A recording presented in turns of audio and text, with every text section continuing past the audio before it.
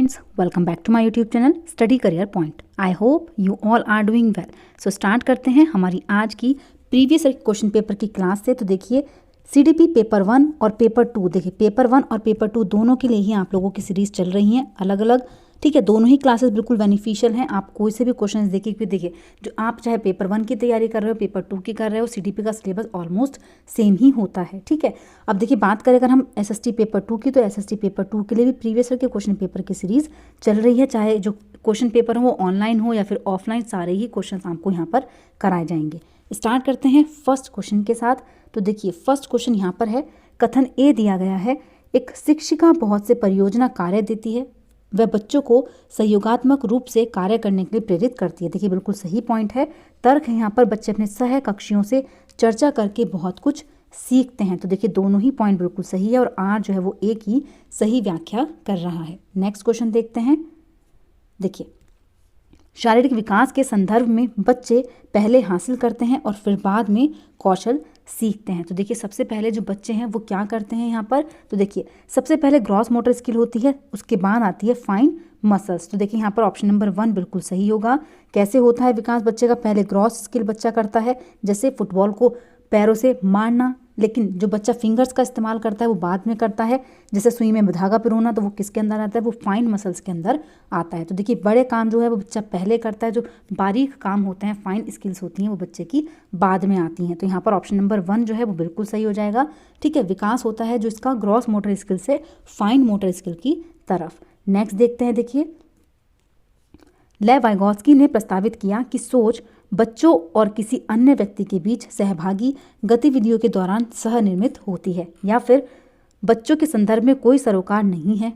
इसके अलावा तब घटित होती है जब उत्तेजना और प्रतिक्रियाएं का अनुबंध होता है, या फिर भाषा के विकास में कोई संबंध नहीं है। तो देखिए यहाँ पर कौन सी पॉइंट सही होगा, तो देखिए तीनों ही पॉइंट यहाँ पर बिल्कुल सही हैं, गलत हैं। फर्स्ट ऑप्शन यहाँ पर सही हो जाएगा, बच्चे और किसी अन्य व्यक्तियों के बीच सहभागी गतिविधियों के दौरान सहनिर्मित की जाती हैं लेव वाइगोत्स्की के अकॉर्डिंग। नेक्स्ट देखते हैं।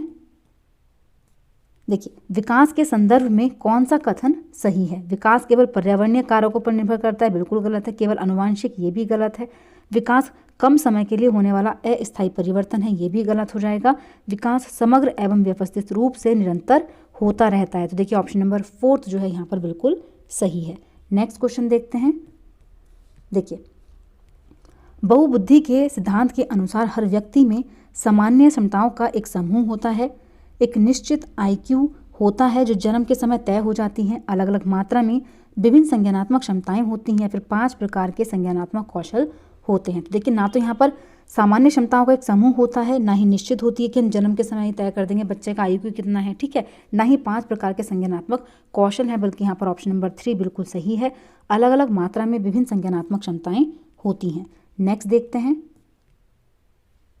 देखिए प्रतीकों के निर्माण एवं उपयोग करने की क्षमता किस चीज़ की एक प्रमुख उपलब्धि है। संवेदीय पेशीय अवस्था की, पूर्व सक्रियात्मक अवस्था की, मूर्त सक्रियात्मक अवस्था, या फिर अमूर्त सक्रियात्मक अवस्था। तो देखिए कौन सा यहाँ पर सही हो जाएगा, ऑप्शन नंबर 2 जो है यहाँ पर बिल्कुल सही है। प्रतीकों को देखिए सिंबल्स को यूज़ करना कब बच्चा सीख जाता है, उनको फॉर्म करना पूर्व सक्रियात्मक अवस्था में। नेक्स्ट क्वेश्चन देखते हैं। देखिए नेक्स्ट क्वेश्चन यहाँ पर है, बच्चों में जेंडर रूढ़िवादिता को और जेंडर भूमिका अनुरूपता को कम करने के लिए कौन सी प्रभावी युक्ति है। तो देखिए कौन सी यहाँ पर होगी, जेंडर पृथक बैठने की व्यवस्था करना। देखिए अलग अलग आप बच्चों को नहीं बिठाओगे। जेंडर विशिष्ट भूमिकाओं पर ध्यान देना। जेंडर पृथक खेल समूह, देखिए खेल समूह भी नहीं है। जेंडर संबंधी पूर्वाग्रहों पर चर्चा करना। तो देखिए ये पॉइंट यहाँ पर बिल्कुल सही हो जाएगा। जब हम जेंडर संबंधित पूर्वाग्रहों पर चर्चा करेंगे, ठीक है, तो वो क्या हो जाएगा, यहाँ पर सही हो जाएगा, ठीक है, प्रभावी युक्ति हो जाएगी। नेक्स्ट क्वेश्चन देखते हैं।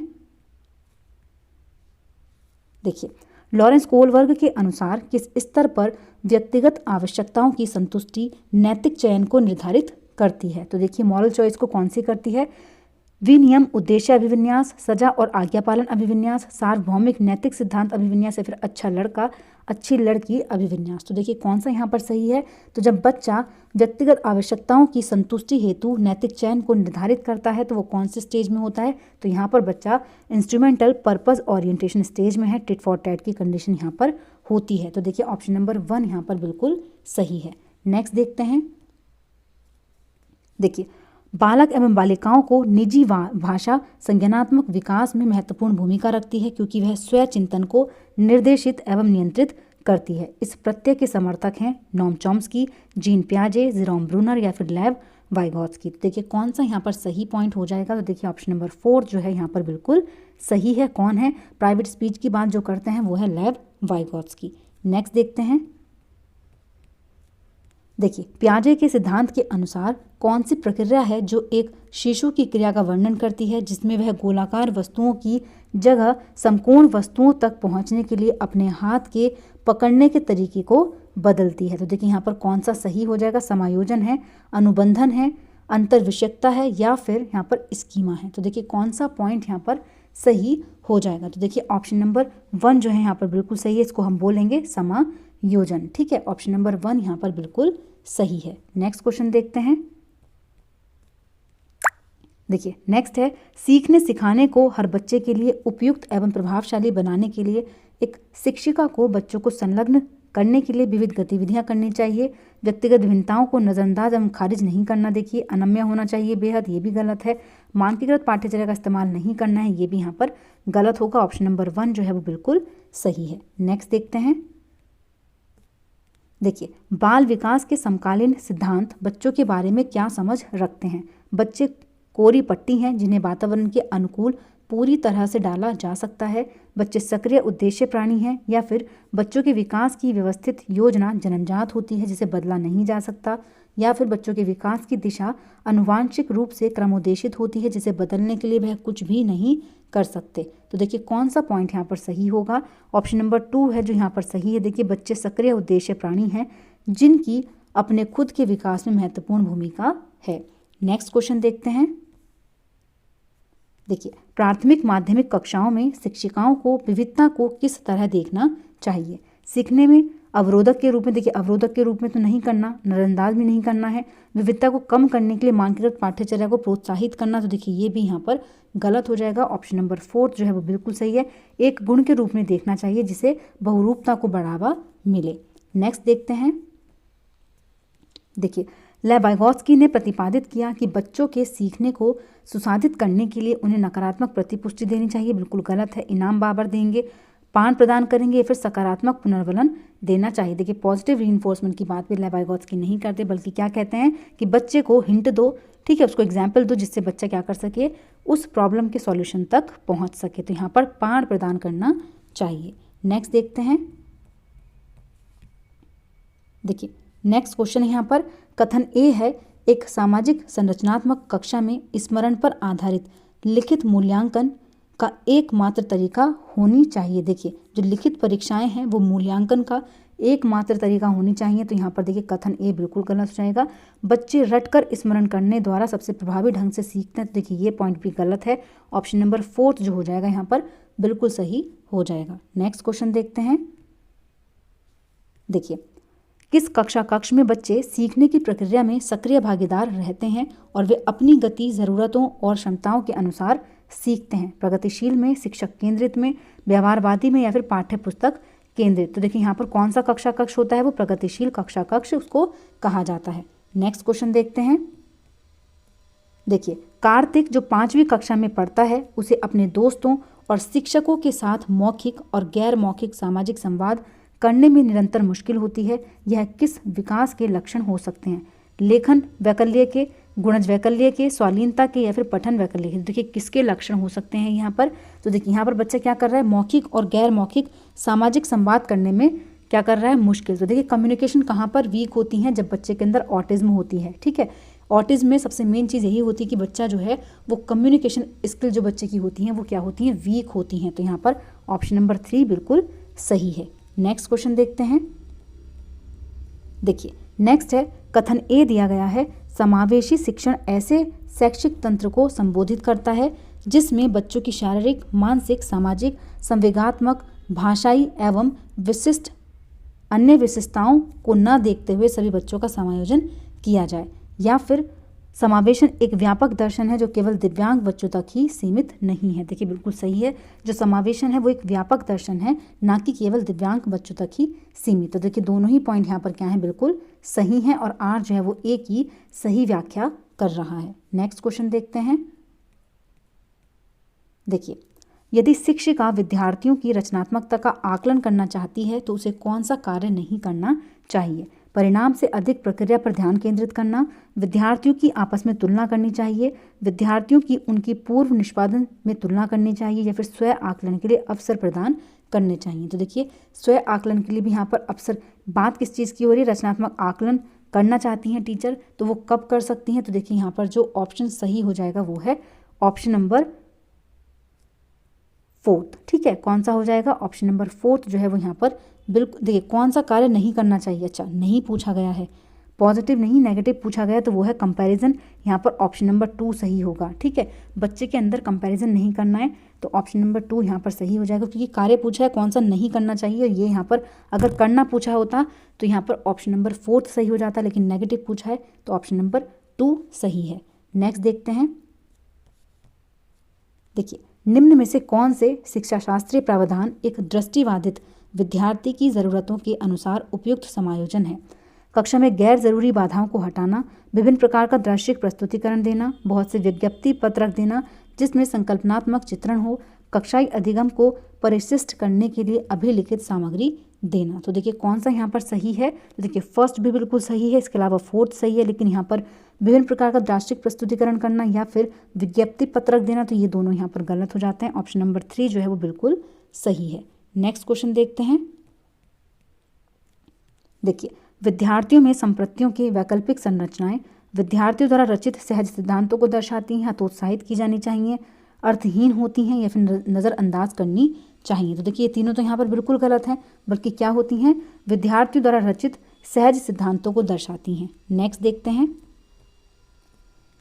देखिए, रचनात्मकता की एक पहचान विशेषता है अपसारी सोच, अभिसारी सोच, निष्क्रिय नकल की क्षमता, या फिर लंबे गद्यांशों को रटने का कौशल। तो देखिए, यहाँ पर ये तो बिल्कुल ही गलत हो जाएंगे। अभिसारी सोच को प्रमोट नहीं करना है, बल्कि अपसारी सोच को प्रमोट करना है, क्योंकि कई अलग अलग विचारों या उत्तरों को प्रस्तावित करने की क्षमता ये होती है। तो ऑप्शन नंबर 1 यहाँ पर बिल्कुल सही हो जाता है। नेक्स्ट देखते हैं। देखिए, कौन सी प्रणाली विद्यार्थियों के अर्थपूर्ण तरीके से सीखने में मदद करेगी? ज्ञान को विद्यार्थियों के निजी जीवन से जोड़ना। देखिए, हम जब चीज़ों को बच्चे के रियल लाइफ एग्जाम्पल से जोड़ते हैं तो वहाँ पर यही पॉइंट क्या हो जाएगा? बिल्कुल सही हो जाएगा, चाहे आगे पढ़ो या मत पढ़ो, लेकिन जब बच्चे के निजी जीवन से जोड़ा जाता है चीज़ों को, तो वहाँ पर जो लर्निंग होती है वो क्या होती है? मीनिंगफुल हो जाती है। नेक्स्ट देखते हैं। सीखना एक निष्क्रिय प्रक्रिया है, व्यक्तिगत कारकों से प्रभावित होती है, सामाजिक सांस्कृतिक संदर्भ से स्वतंत्र होती है, या फिर केवल जानकारी के प्रत्याहार पुनरूपण की प्रक्रिया है? तो देखिए, कौन सा यहाँ पर सही होगा? तो देखिए, ऑप्शन नंबर 2 जो हो जाएगा यहाँ पर बिल्कुल सही हो जाएगा। सीखना जो है वो व्यक्तिगत कारकों से प्रभावित होता है। नेक्स्ट देखते हैं। देखिए, निम्न में से किस प्रकार की मान्यता रखने वाले विद्यार्थी कक्षा में सीखने की ओर उन्मुख होंगे और बेहतर प्रदर्शन करेंगे? अपनी जन्मजात योग्यताओं को बिल्कुल भी बदला नहीं जा सकता है, मेहनत से खुद के सीखने और प्रदर्शन में बदलाव लाया जा सकता है। तो देखिए, ये बिल्कुल यहाँ पर सही हो जाएगा। अगर हम मेहनत करेंगे तो खुद के सीखने और जो हमारी परफॉर्मेंस होगी उसमें हम बदलाव ला सकते हैं। तो यहाँ पर ऑप्शन नंबर 2 बिल्कुल सही है। नेक्स्ट क्वेश्चन देखते हैं। शिक्षकों को अपनी कक्षा में महारत उन्मुख विद्यार्थियों को तैयार करने के लिए क्या करना चाहिए?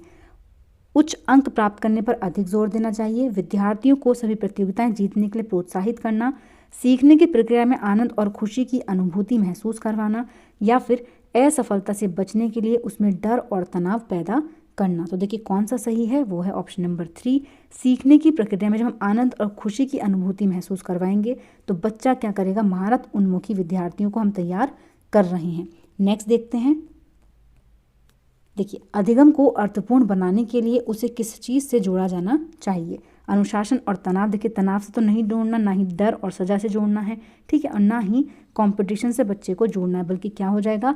आनंद और संतुष्टि जो है वो यहाँ पर बिल्कुल सही है। नेक्स्ट देखते हैं।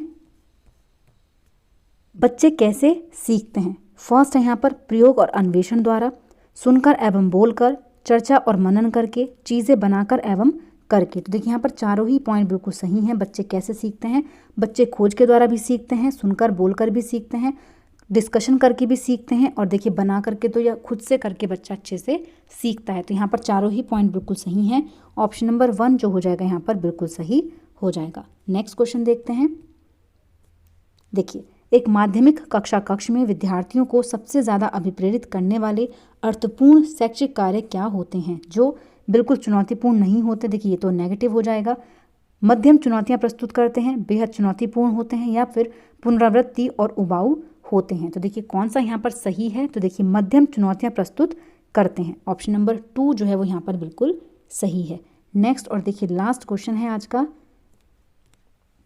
एक सामाजिक रचनावादी कक्षा में सीखना किसको प्रोत्साहित करके किया जाता है। अधिसंज्ञानात्मक कौशल को, स्वनियमितता को, विवेचनात्मक सोच को, समस्या समाधान को, या फिर अर्थहीन वेधन एवं दोहराव। तो देखिए कौन सा यहाँ पर सही पॉइंट हो जाएगा। तो देखिए अधिसंज्ञानात्मक कौशल भी बिल्कुल सही है, स्वनियमनता भी बिल्कुल सही है, विवेचनात्मक सोच भी बिल्कुल सही है और समस्या समाधान भी सही है, लेकिन बार बार दोहराना चीज़ों को क्या हो जाएगा, गलत हो जाएगा। तो यहाँ पर थर्ड ऑप्शन बिल्कुल सही है। फिफ्थ को छोड़ करके चारों ही पॉइंट क्या हैं, बिल्कुल सही हो जाते हैं। तो देखिए ऑप्शन नंबर 3 जो है वो यहाँ पर बिल्कुल सही है। तो देखिए आज की क्लास यहीं पर कंप्लीट करते हैं। अगर आप लोगों को मेरी क्लास अच्छी लगी हो तो प्लीज़ मेरे चैनल को लाइक करें, सब्सक्राइब करें और शेयर करें। ऐसी ही और वीडियोज़ के लिए मेरे चैनल पर बने रहिए। Thank you.